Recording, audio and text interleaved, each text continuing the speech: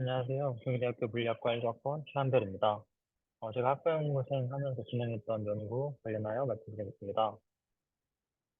먼저 저는 이제 HBN이라는 2차원 소재를 기준 구조로 쌓은 트위스티드 HBN 소자를 제작하고 또 이것에 대한 ASM 측정을 통해서 퍼플로직, 또 포텐셜 같은 것들을 측정하는 연구를 진행했습니다.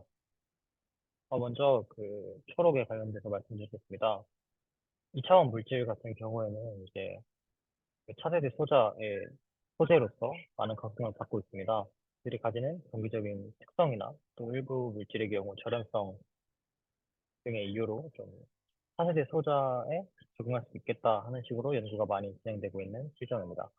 그중에서 특히 HBN 같은 경우에는 절연성을 가지기 때문에 그런 소자의 보호 소재로 많이 연구가 되는 것으로 알고 있습니다.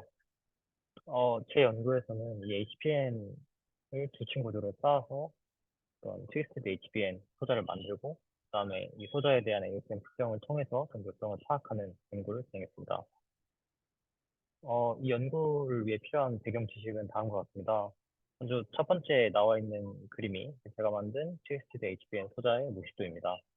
기본적으로 실리콘 기판 위에 또 사나하게 생겨 있고 이 기판 위에 이제 HBN을 수총 구조로 쌓아서 제작을 했습니다. 이 트위스티드 HBN 구조를 쌓으면 이제 바텀 레이어와 탑 레이어가 이제 만나는 지점에서 좀 차이가 생깁니다.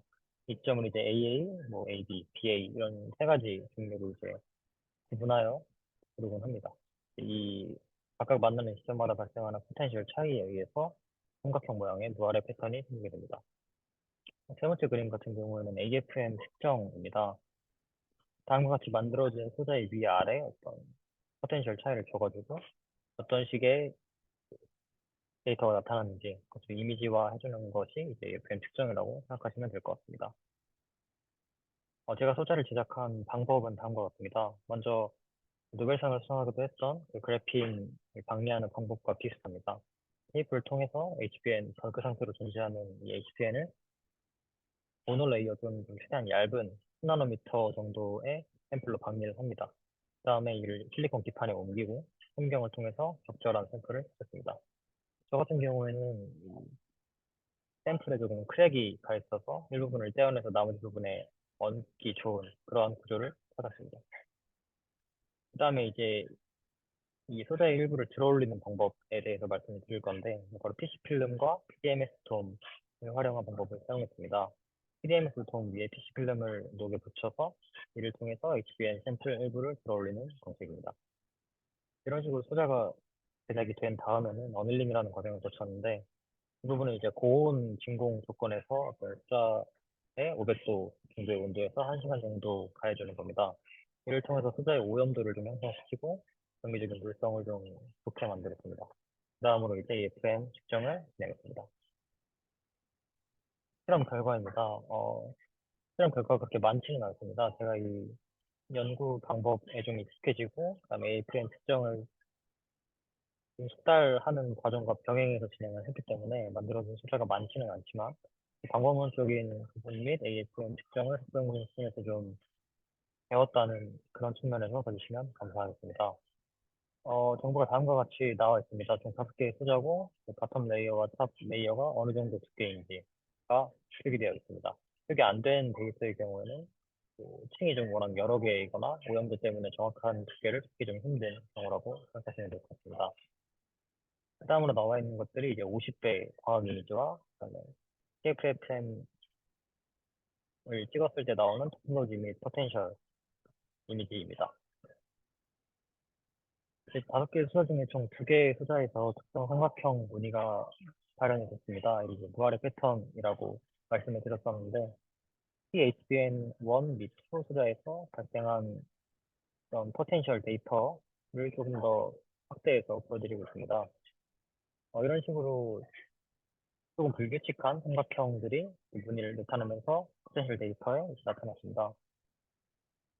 이제 이 포텐셜 같은 경우에 이 진한 부분과 좀 밝은 부분에 어느 정도 포텐셜인지 이제 옆에 스케일 바로 표시가 되어 있습니다.